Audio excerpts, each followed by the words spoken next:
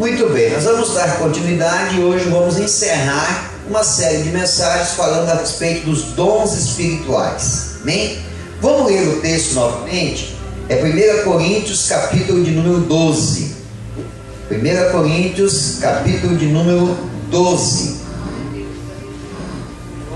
Glória a Deus, aleluia. Louvado seja o nome do Senhor. 1 Coríntios, capítulo de número 12. Glória a Deus. Amém? A respeito dos dons espirituais, não quero, irmãos, que sejais ignorantes. Sabeis que outrora, quando eres gentios, deixáveis conduzir-vos aos ídolos mudos, segundo eres guiados. Por isso vos faço compreender que ninguém que fala pelo Espírito de Deus afirma, anátema, Jesus. Por outro lado, ninguém pode dizer, Senhor Jesus, senão pelo Espírito Santo.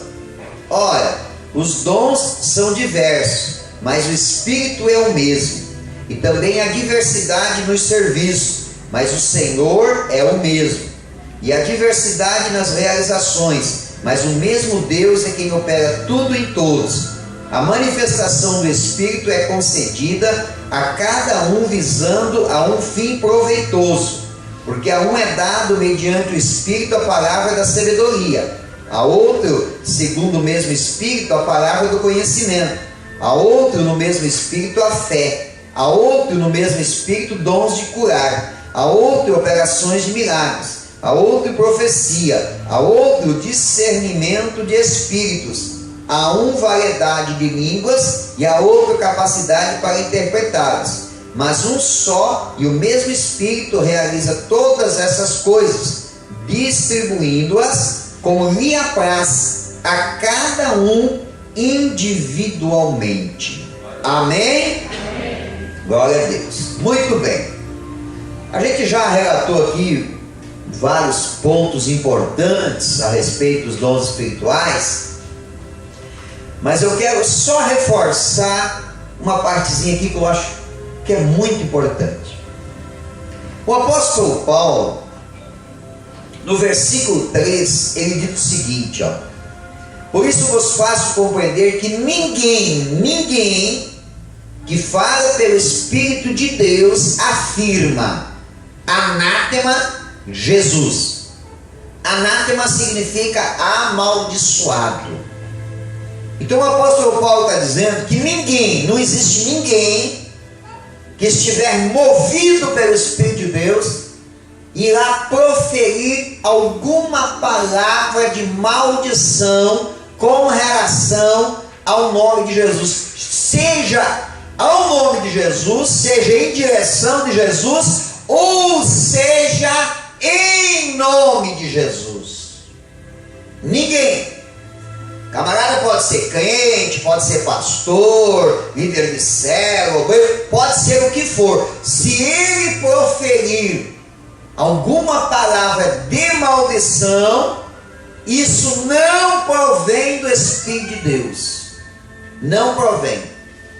Então, o Espírito Santo em nossa vida, ele vai nos levar a proferirmos palavras de bênção. Por isso que a melhor direção que existe para a pessoa ter domínio sobre os desejos da carne chama-se Espírito Santo de Deus. O Espírito Santo de Deus nos dá controle, nos dá domínio, né? Às vezes eu vejo a pessoa, ela é fraca numa área da sua vida, ela fica fazendo campanha, pedindo para Deus para vencer naquela área da sua vida. Segredo simplesinho, fácil: busca o Espírito Santo. Busca ser cheio do Espírito Santo, porque o Espírito Santo, ele vai te dar condição de fazer isso. Amém? Os irmãos lá atrás deixam para fazer a reunião de vocês depois. Sentem e assistam o trilho do crescimento. Ok? Agora veja bem, no mesmo versículo o apóstolo Paulo diz assim, ó, olha só, presta atenção, diz assim, ó: por outro lado, ninguém pode dizer Senhor Jesus senão pelo Espírito Santo. O que isso quer dizer? O que o apóstolo Paulo está enfatizando com relação a isso? Até um certo momento da nossa vida, nós identificamos, nós tratamos e nós nos referimos a Jesus tão somente como Jesus. Jesus, o Filho de Deus. Jesus, Filho de Davi. Jesus que faz o milagre. Porque Jesus pode operar na tua vida. Porque Jesus, nós nos referimos, nos retratamos, nós mencionamos e nós temos Jesus apenas como Jesus. Apenas como Jesus. Ok?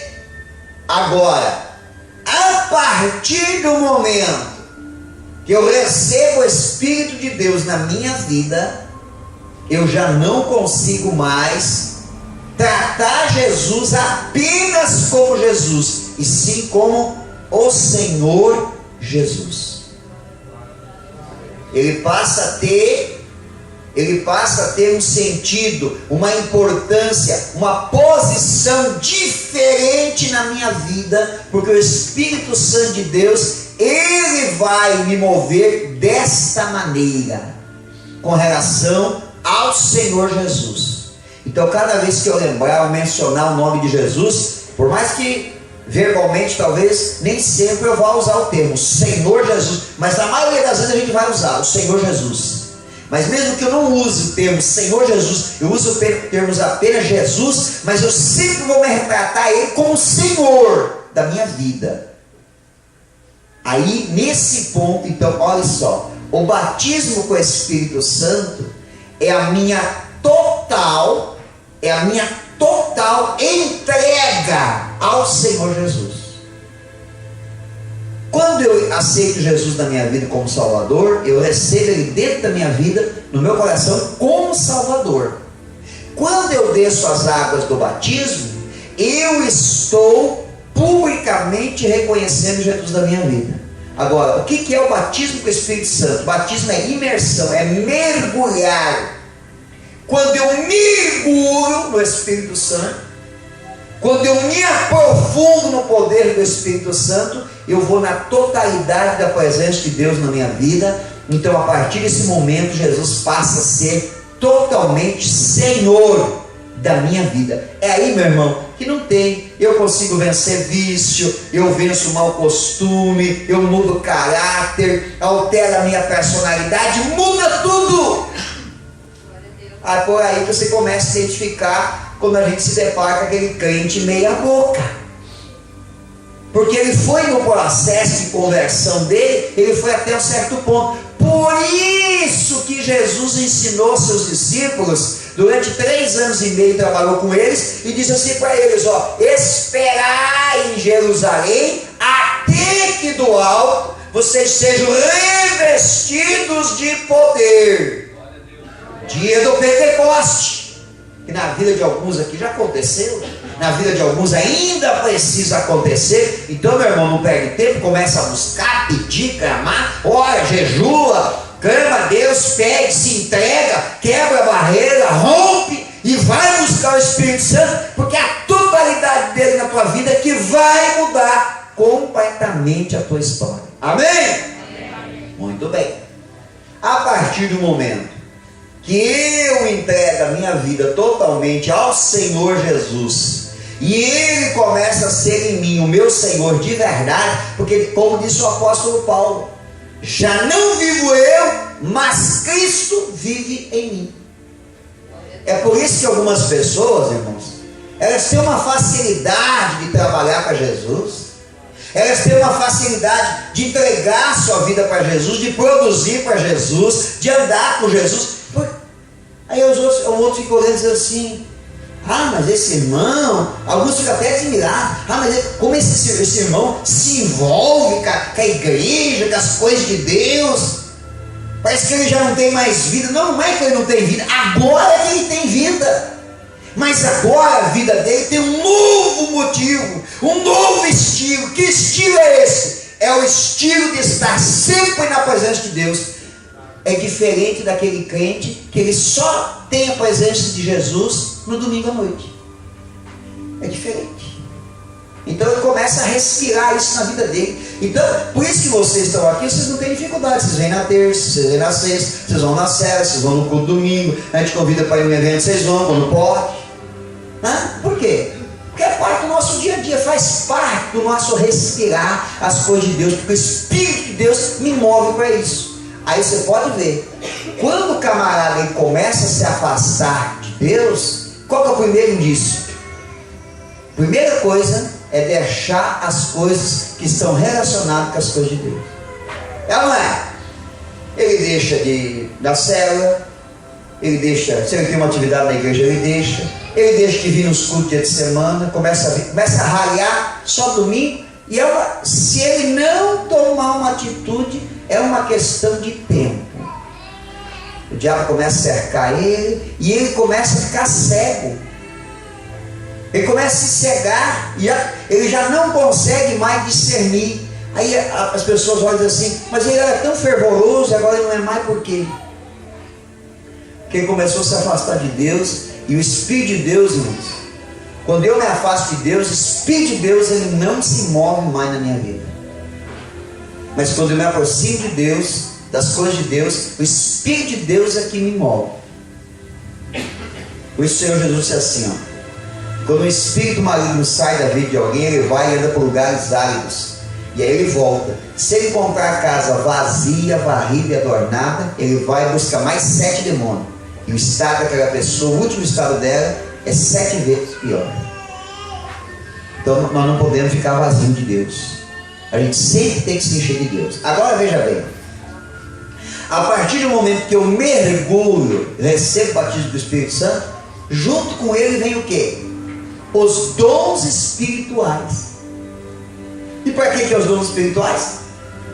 É uma habilidade específica, é um poder específico, é algo de nível espiritual que nos é dado como presente, é concedido a cada um individualmente, de acordo com a vontade de Deus, mas com um único fim, o fim de ajudar a igreja a anunciar o Evangelho. Esse é o propósito dos dons espirituais. Não é, irmãos, os dons espirituais não é para deixar o camarada um crente melhor. Não.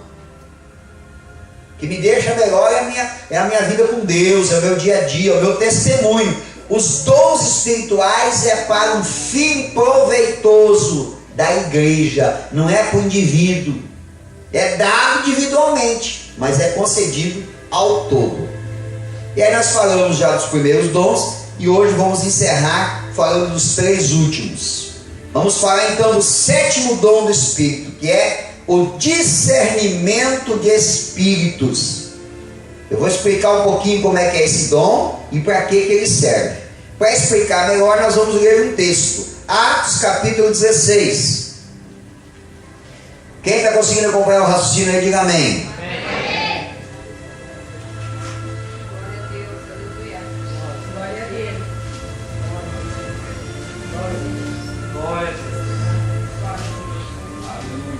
Amém? Preste bem atenção na leitura do texto, e não adianta ler lá só um pedacinho que a gente interessa e a gente pega o contexto. Vamos pegar o contexto todo, né? Então olha assim, Atos 16. Chegou também a Derbe e a Listra.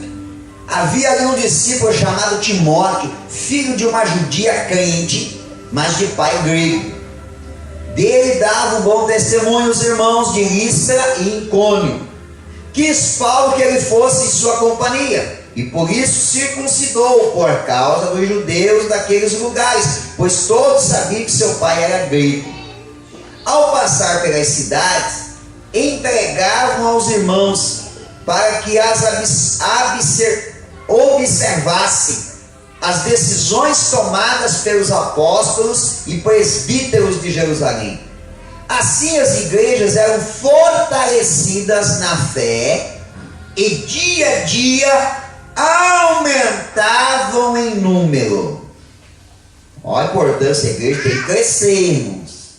A igreja tem que crescer. Eu não acredito que na nossa aqui tenha ainda essa síndrome Mas tem gente que ainda tem assim, tem que ser vacinado se tiver. Aqui não acredito que tem, mas às vezes a gente encontra algumas igrejas, que é aquela síndrome que igreja cheia do Espírito Santo é a igreja pequenininha. Aí alguns às vezes ficam até de forma saudosa, lembrando, até tem um hino, né? Ah, igrejinha. Isso serve apenas como saudosismo da nossa conversão. Mas nós não podemos ter essa síndrome. O Espírito Santo ele habita no pouco e habita no muito. Habita lá onde tem 3, 4 e habita na multidão também. Amém? Então é sinal da presença do Espírito Santo, é crescimento. Vai lá, vamos continuar.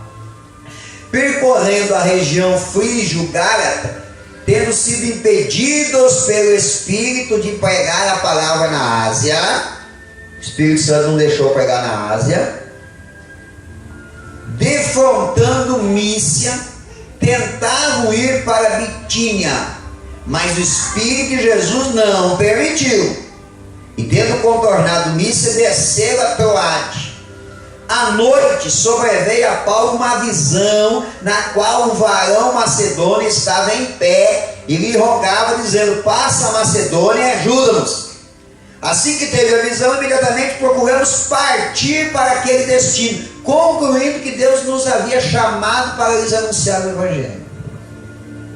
Irmão, observe o que eu estou lendo aqui, daqui a pouco você vai ver lá a manifestação do dom de discernimento desse filho.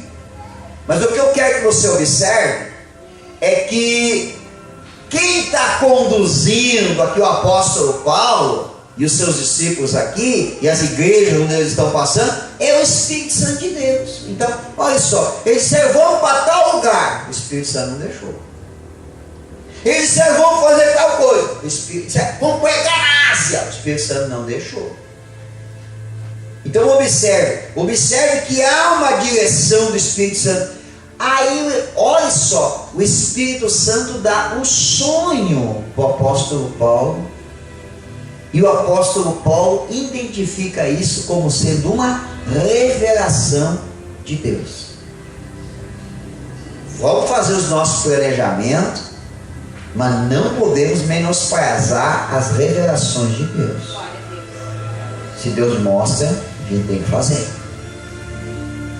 Eu estava com o planejamento tudo ajeitadinho, fazendo uns planejamentos aqui para o ano que vem, com relação a algumas pessoas aqui da igreja, e aí Deus começou a mostrar algo, começou a dar sonho para alguns irmãos, que me fez voltar atrás e rever o meu planejamento. Vocês vão ter notícias daqui uns dias aí, de algumas alterações que vai acontecer com algumas pessoas importantes aqui da igreja. Tudo na direção do Espírito Santo de Deus. Amém? O Espírito Santo de Deus sempre tem que estar conduzindo, irmão. Sempre. Por isso a gente tem que ter esse tato. Isso também é discernimento espírita. Isso também é discernimento espírita. A gente também tem que ter isso. A gente tem que deixar o Espírito Santo conduzir e fazer a obra. Porque às vezes o que acontece? Às vezes na hora de falar de uma mudança, tem gente que às vezes não gosta, não quer, né? Uma vez eu ouvi o testemunho de um pastor, que chamaram ele e disseram assim: ó, você vai para tal lugar. E ele disse assim: não vou para tal lugar, não vou. Foi lá ver o lugar, não gostou, a família dele não gostou, disse assim: não quero. E aí a igreja falou para ele assim: não, tu vai. E agora já não é uma questão de você querer, agora você vai. Nós estamos te mandando, você tem que ir. E aí ele disse que relutou um pouco, mas sempre foi muito obediente, né? E ele disse: não é a minha vontade, mas eu vou. E ele foi para lá, chegou lá, era pior do que ele imaginava. Aí aquele ditado entrou em ação, né? Nada é tão ruim que não possa ficar pior. E aí ficou lá 5 anos, 5, sofrendo. 5 anos sofrendo.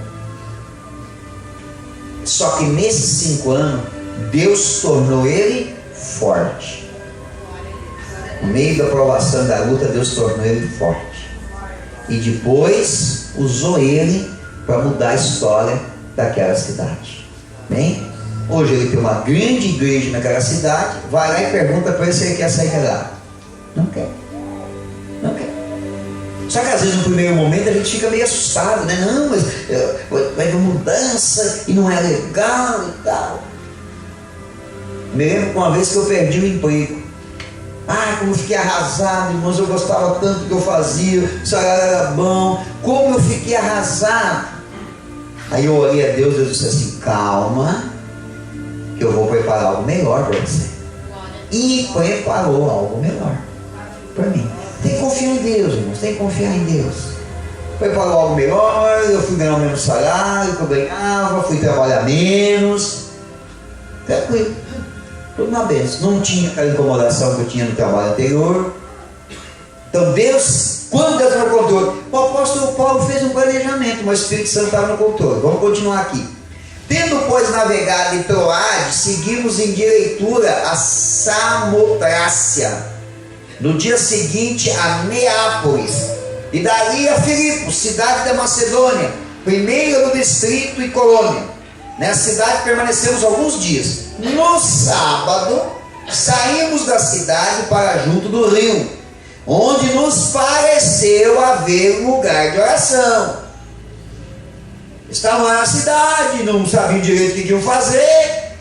Não, lá perto do rio nós vimos um lugar lá que acho que é bom para orar. Vamos orar.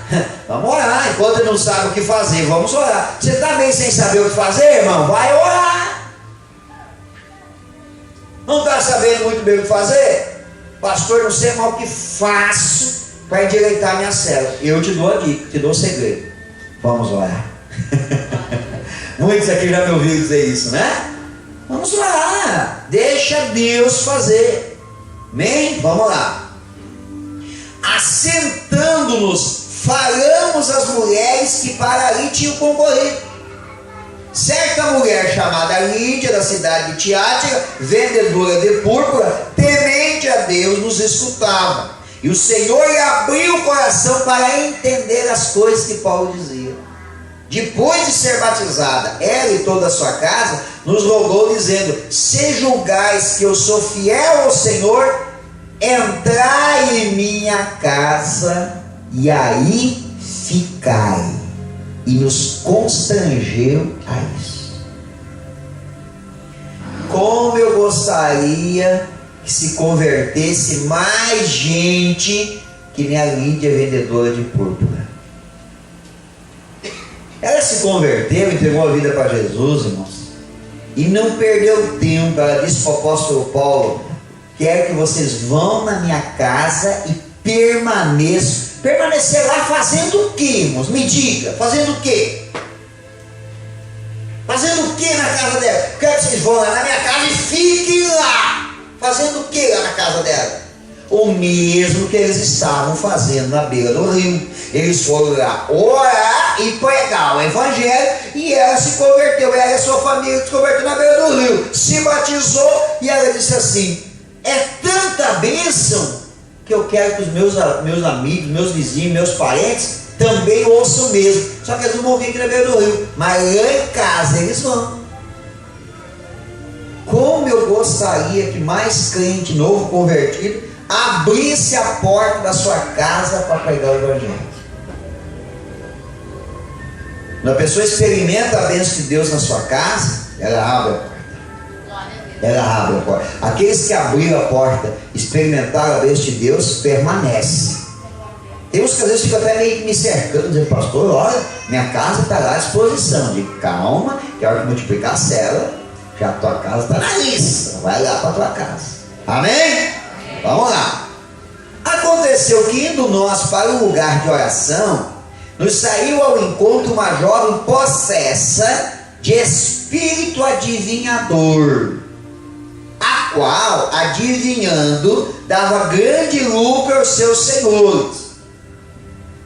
Que tem desse tipo de gente hoje ainda? Não parece, né, irmãos? Mas tem. Hoje é meio que diversificado, mas tem. Uns adivinham com carta, outros adivinham com búzios, outros adivinham com não sei o que, outros com borra de café, uns adivinham de um jeito. Ainda tem bastante. Uns lê a mão, como tem. E como tem gente que ainda experimenta a graça de Deus e ainda se apega, olha só o que diz aqui, espírito adivinhador. E esse espírito não é com letra maiúscula, é com letra minúscula, porque não é de Deus. Bem? Vamos lá. Seguindo a Paulo e a nós, clamava dizendo: estes homens são servos do Deus Altíssimo e vos anunciam o caminho da salvação. Ué, o que tinha de mal nisso?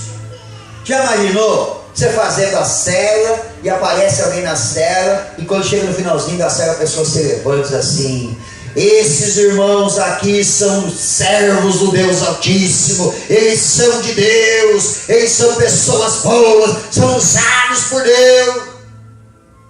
Ah, o que é ter de irmão todo, né? Todo faceiro, eu sou de Deus. Já imaginou? Eu pregando aqui todo domingo, final do culto, você levanta alguém e diz: este pastor é de Deus. Quem ele prega é de Deus, ele é um grande homem de Deus. Que mal tem nisso? Mas vamos ver a reação do apóstolo Paulo. Isso se repetia por muitos dias. Irmãos, o apóstolo Paulo, grande homem de Deus, nunca fez nada precipitadamente, muito sábio, ficou avaliando a situação, ficou ouvindo, prestando atenção, não deixou o orgulho penetrar no seu coração por causa daquelas palavras que eram pronunciadas. Irmão, toma cuidado. Significa que elogio não é bom? É lógico que é bom, elogio tem que ser dado. A gente tem que elogiar as pessoas quando fazem coisas boas, coisas positivas, coisas que vão ajudar a obra de Deus, o reino de Deus. Quando alguém faz algo bom na tua célula, você tem que elogiar essa pessoa.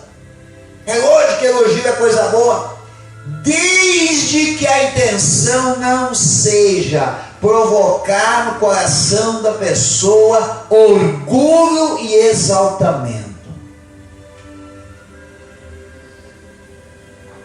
Tem gente que diz assim: eu estou fazendo, eu que fiz. Já imaginou eu chegar aqui e dizer para vocês assim, ó, já imaginou a insensatez da minha parte chegar aqui e dizer assim: não, irmãos, porque a igreja está dando a patrulha, eu peguei desse jeito e fui eu que fiz. Eu sempre faço questão de mencionar: eu paguei o preço. E eu gostei muito que a Sheila pregou no domingo, ela pregou aqui, que ela falou das 12 pedras. Assim como aconteceu lá em Israel. E lembra quando eu peguei o microfone, depois que a Sheila pregou, quando eu peguei o microfone, qual foi, o que eu citei aqui para os irmãos? Alguém lembra o que eu citei? Depois que a Sheila pregou aqui no domingo, que era de homenagem, que eu peguei o microfone aqui, qual foi, o que eu falei? A primeira frase que eu falei aqui, irmãos, alguém lembra? Ninguém lembra, né? Que barbaridade. Aí eu peguei e citei um texto do texto que ela tinha pregado, mas ela não tinha lido. Vou refrescar no olho de vocês. Pode pegar a gravação lá que vocês vão ver. Eu falei assim, ó, um pouquinho para frente do que a Sheila pregou, o profeta Eliseu foi se queixar para Deus de novo e disse assim: só eu sobrei em Israel. Deus disse assim: conservei 7.000 que não dobraram os joelhos diante de Baal. Foi a frase que eu pronunciei aqui. Nós viemos para cá e enfrentamos uma situação difícil, mas Deus conservou algumas pessoas que não se dobraram diante da situação. Até poderiam não ser as pessoas mais ativas, mas permaneceram firmes. Então o mérito do crescimento aqui não é do pastor. Eu tenho minha participação, mas o mérito não é do pastor Jadir. O mérito aqui é de Deus. Amém? O apóstolo Paulo percebeu que as palavras pronunciadas para aquela menina não eram palavras para que o povo entendesse que aquela obra era Deus estava fazendo, não, era para tentar colocar no coração, não principalmente do apóstolo Paulo. O apóstolo Paulo nunca teve esse problema, mas dos discípulos do apóstolo Paulo. Então olha só, durante dias ela continuou gritando isso, e o apóstolo Paulo começou a perceber que alguns discípulos dele já estavam até a andar, já estavam mudando, já estavam começando a soltar umas peninhas de pavão. Ele falou: opa, esse negócio não é de Deus. Só que ele não se precipitou, irmãos. Por que ele não se precipitou? Porque ele não queria fazer algo humano. Tem gente que já acha que ele é o bambambam do negócio, né? Porque ele interpreta tudo, porque ele sabe tudo, ele julga tudo na hora, porque Deus já dá a revelação, já dá a interpretação, e aí às vezes acaba enfiando os pés pelas mãos. Não, o apóstolo Paulo com sabedoria. Então olha só, diz assim, ó, isso eu repetia por muitos dias. Então Paulo, já indignado, tá? Voltando-se, disse ao Espírito: em nome de Jesus Cristo eu te mando, retira-te dela. E ele na mesma hora saiu. Era de Deus o que a menina falava? Não. Mas parecia, não parecia? Parecia. O que manifestou aqui na vida do apóstolo Paulo? O dom de interpretação de Espírito. Às vezes, irmãos, presta atenção, olha para mim aqui, presta atenção. Às vezes tem aquela pessoa que ela tem uma aparência de ser de Deus, uma aparência de ser de Deus. Ela parece ser demais de Deus, demais. Ela é demais.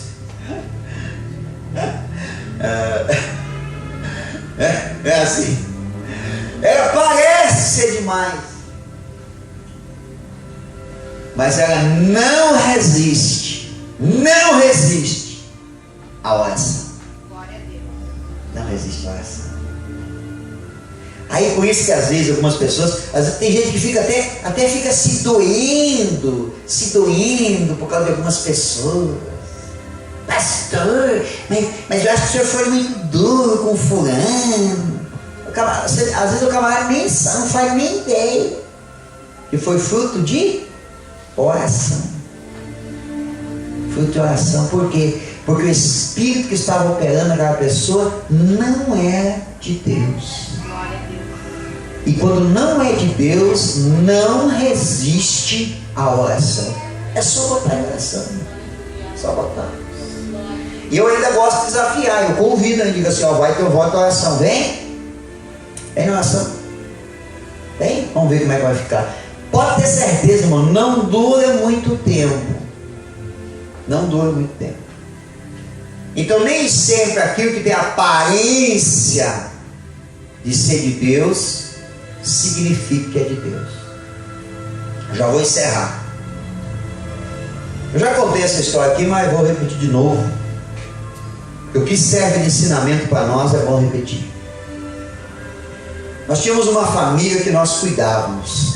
A família era constituída de mãe, viúva, filha, uma menina de 16 anos e um menininho pequeno de 6, 7 anos. E como era num bairro longe da onde nós tínhamos a igreja, nós cuidávamos dessa família, eu e a pastora. Íamos lá, fazíamos culto na casa deles, orava por eles, cuidava deles, toda a atenção. Aí de repente, bem perto da casa deles, tinha uma igreja fechada. Eles tinham aberto uma igreja, construído uma igreja lá no terreno, mas não deu certo, fecharam e ficou aquela casa lá.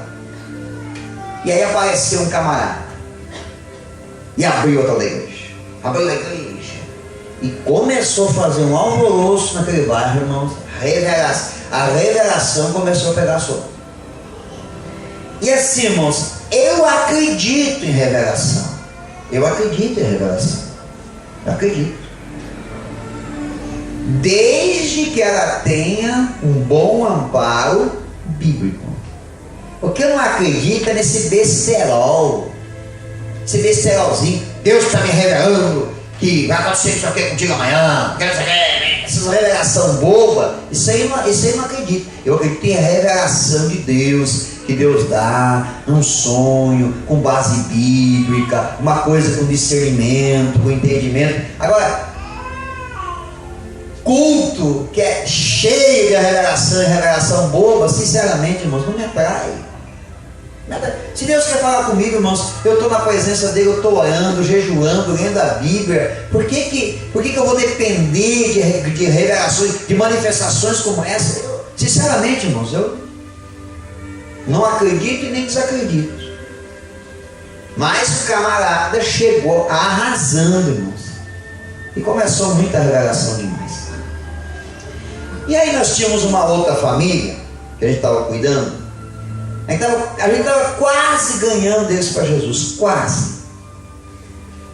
E aí o rapaz, a gente já estava bem encaminhado já, o rapaz, e a esposa dele estava mais resistente. E ela começou a ter uns sonhos, e ela começou a ver o pai dela, já tinha morrido, começou a ver o pai dela dentro de casa. Então, eu sabia o que era, né, irmãos? Eu sabia, mas eu não vou chegar na casa dela. Chegar lá na casa dela e pode dizer para ela: olha, isso aí não é teu pai, isso aí é o fulano e tal, é o chifrudo lá. Eu tenho que ir devagarzinho para fazer com que a pessoa entenda, né? Que aquilo ali não é de Deus, eu não posso chegar. Então a gente foi lá, fez uma visita, oramos, ela contou, eu orei por ela meio que manifestou demônio, a gente repreendeu, estamos cuidando devagarzinho, com carinho, com amor. Só que daí quando aparece um camarada assim, começa, e o bairro era pequenininho, aquilo se espalhou, comentário, a igreja dele começou a ficar cheinho de gente. Aí um dia eu vou lá de novo, na casa dessa família, e aí o rapaz falou assim: olha, o fulano de tal teve aqui, e aí a gente até queria dizer para o senhor que a gente não quer mais que o senhor venha. Não, tudo bem, caso vocês fazem o que vocês quiserem. Ele falou: não, a gente, é porque quando ele veio aqui, a gente gostou do que ele falou aqui. Eu falei: o que ele falou? Não, ele falou que quem está aparecendo aqui é o pai dela, que é o pai dela que está vindo para trazer mensagem. Falei, é pior do que eu imaginava. Pensei comigo, é pior. Mesmo até hoje, saindo dentro da casa, a pastora falou assim: nunca mais bota o pé nessa casa. O que está acontecendo aqui já é do diabo e vai aumentar mais ainda. Deixa eles aí, tá bom. Aí tá, mas nós temos aquela família lá, a mãe, a filha e a criança. E aí passou uns dias, eu fui lá, eu e a pastora fomos lá de moto. Chegamos na frente da casa, era um dia marcado, horário marcado, nós dávamos um estudo para eles. Quando chegamos na frente da casa, já esperei que a casa estava fechada. Buzinei, demorou um pouquinho, a menina, 16 anos, saiu lá da igreja, a igreja estava fechada, saiu lá de dentro da igreja. Só de olhar para ela, eu já vi a diferença. Ela era uma menina bonita, uma menina loira, sempre bem arrumada, bem maquiada, uma roupa bonita. Já saiu de lá que nem um trapo. Já saiu de lá transformada. E veio, o semblante já estava diferente, ela já não conseguia olhar nos nossos olhos, já de cabeça abaixo. Só chegou e disse assim: a mãe mandou dizer para vocês que não precisa mais vocês virem aqui, porque agora nós temos o pastor. Aí eu tentei até argumentar com ela. Não, a mãe não precisa. Já imaginou alguém fazer esse tipo de coisa, irmãos? Já imaginou? Alguém chegar a esse ponto de ingratidão com o pastor que sai lá da sua casa, ele e sua esposa, em cima de uma moto, andando 6 quilômetros numa estrada de chão, para vir na tua casa, para cuidar de você e orar por você, e você não ter o mínimo de consideração de pelo menos ouvi-lo e dar uma explicação sensata para ele? Pois foi exatamente o que ela fez. Mas tem mais ainda, tem o pior ainda, escute. Aí tudo bem, se tua mãe não quer mais, o que vai fazer? Eu já imaginei o que ia acontecer. Quando eu virei a moto ali, estou saindo, sabe o que o cara fez? Saiu lá da igreja e parou bem no meio da rua. Quero dizer para você o seguinte, que quando o capim está seco num pasto, as ovelhas vão para um pasto que está verde. Falei, aí é problema teu. As ovelhas aqui, na verdade, estão no pasto. Não, a tua igreja não é de Deus, você não é de Deus, ela não tem palavra. Me desaforou no meio da rua. E a pastora disse: amor, não fale nada, fique quieto. Aí sabe o que ele falou para mim assim? Falou assim: ó, a hora que o senhor quiser que Deus fale com o senhor faz uma visita aqui na igreja, aqui, que Deus vai falar com o senhor, que aqui tem revelação. Eu fiquei quieto. Você sabe o quanto é difícil para um pastor, irmãos, passar por uma situação dessa? Nós chegamos em casa e choramos. Choramos demais por conta daquilo. Choramos muito. Mas tudo bem, eu orei a Deus. Quando foi a noite, eu tive um sonho. Eu sonhei que ele mexia com a menina de 16 anos. Acordei de manhã, falei: amor, aquele camarada lá não é de Deus. Ela falou: isso que você me falou, eu já sabia. Eu falei: tem pior, ele vai mexer com a Giza. Era Giza, não lembro o nome dela, mas chamava ela de Giza. Ele vai mexer com a Giza. Eu sonhei essa noite. Ela falou: misericórdia. Eu falei: o que nós vamos fazer? Nós não podemos fazer nada. Como é que eu vou chegar lá e falar para a mãe dela: olha, vocês estão com a cabeça transformada? Não tem o que fazer, só orar. Vamos para a ação. É o que tem que fazer. Nesse meio tempo, passaram-se uns 3, 4 meses. Eu fui transferido de lá para Novo Hamburgo. Fazia um mês que estava em Novo Hamburgo, ainda fazendo uso do mesmo número de telefone que eu tinha na outra cidade. Uma bela noite, toca o telefone. Eu não tinha mais o número deles na agenda, então eu não sabia quem era. Olhei no telefone, número estranho, atendi. Quem era? A mãe da Giza. Pastor, pelo amor de Deus, pastor, socorre nós. O que está acontecendo, irmã? Quem é? Irmã, onde está a mãe da Giza? Pastor, pelo amor de Deus, socorre nós. Estou desesperado, não sei mais o que eu faço. A Giza está endemoniada. A irmã já levou lá numa igreja, e já levei em várias igrejas, aí não adianta, o pastor nem consegue expulsar, melhora um pouquinho, vem para casa. É bom, estou a 100 e poucos quilômetros de distância. Como é que ela está? Está caindo no sofá aqui, estribuchando. Pega o telefone, coloca o telefone do lado do ouvido dela. Quando ela botou o telefone, eu já escutei o zurro. Peguei e repreendi em nome de Jesus por telefone, para a honra e a glória do Senhor Jesus. Na hora o demônio saiu. Ela ficou lúcida, pegou o telefone, chorando, começou a conversar comigo e me contou a história. 2, 3 meses depois daquele episódio, o camarada me barrou no meio da rua, ele tentou se passar com ela dentro da igreja. Aí foram descobrir. O cara já tinha abandonado a esposa lá não sei aonde, já tinha pegado uma irmã da igreja, estava levando junto, aquela não era a esposa dele, era uma irmã da igreja. Foram descobrir que já tinha mexido mais com umas 3, 4 lá no bairro. Enfim, era uma bagunça a vida do camarada. Saiu fugido de lá, porque o pessoal estava querendo pegar ela na cidade, naquele bairro. Saiu fugido, mas deixou o estrago naquela família. Aí eu orei por ela, aconselhei, dei o endereço de uma igreja de um pastor amigo meu. Eles frequentaram essa igreja durante um tempo. Depois eu não tive mais informação. Agora, acho que uns 6 meses atrás, ela me adicionou no Facebook, a Giz. Hoje está uma mulher, casada, tem filhos. Mas aí eu vi que ela me adicionou, aceitei o convite, mas também não conversei com ela, nada, porque já é uma coisa muito antiga e passada. Não sei como é que está a vida dela. E eu daqui eu não tenho nada que eu possa fazer para contribuir, para ajudar ela. Então, ela toca a vida dela para frente em nome de Jesus. Amém? Por isso que a gente tem que ter cuidado, irmãos. Nem tudo que tem aparência de ser de Deus é de Deus. E aí eu vou encerrar minha fala. Vai ficar faltando 2 dons para a gente falar semana que vem. Mas eu vou encerrar frisando aquele texto que eu não canso de ensinar a vocês. Pelo fruto se conhece a árvore.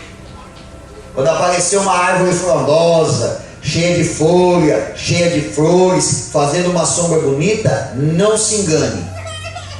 Não se engane. Porque a árvore pode ter folha e pode ter muitas flores, ser uma árvore que exala um perfume maravilhoso, mas pode ser uma árvore que nunca produziu nenhum fruto. Fica com a árvorezinha seca mesmo, que tem poucas folhas, mas que todo ano produz fruto, todo ano produz fruto, e você conhece os frutos. Amém? Fique em pé, quero orar por você. A mensagem tomou um outro rumo, mas Deus é que sabe, né, irmãos? Se Deus está falando, deixa Deus falar em nome de Jesus. Quero que você feche seus olhos um instante. Vamos orar, Senhor.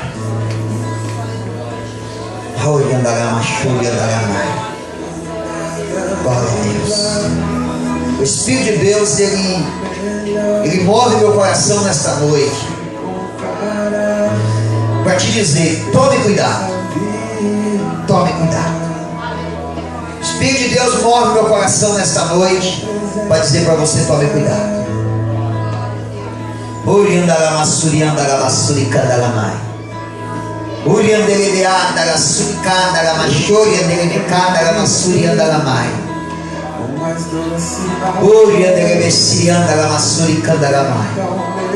Em nome de Jesus, Pai, nós oramos nesta noite, porque amamos e respeitamos o Teu Santo Espírito.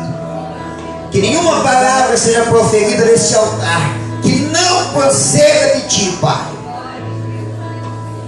Oh Deus, que haja sempre temor nesse altar, Pai. Que haja temor pelo Teu nome e pelo Teu Santo Espírito, Pai. Oh, que haja temor no coração desta igreja, Pai. Que haja temor no coração dos Teus filhos, ó Pai, em nome de Jesus. Assim como o Senhor deu o discernimento do Espírito para o apóstolo Paulo, nos dá esse dom, Pai, para discernirmos, ó Deus, para discernirmos, para que a Tua igreja saiba discernir o que é de Deus e o que não é de Deus. E aqueles que não procedem de Ti, Pai, que eles não permaneçam, Senhor. Que eles não permaneçam, Senhor. Se não se converterem, se não se renderem a Ti, Pai, que eles não permaneçam, Senhor. Não permite que sejamos enganados, confundidos, Senhor. Não permite, Pai. Por isso nos dá o discernimento do Espírito, Senhor. Abençoa, Senhor. Abençoa as reuniões de núcleo. Abençoa as reuniões da célula dessa semana, com a Tua graça e o Teu poder, Pai. No nome de Jesus. Amém. E graças a Deus. Amém. Dê um abraço no irmão que está perto de você. Diga para ele assim: ó, nesta igreja existe o dom de discernimento de espírito. Por isso jamais seremos enganados. Amém? Deus abençoe. Boa reunião de núcleo e boa reunião de célula para todos em nome de Jesus.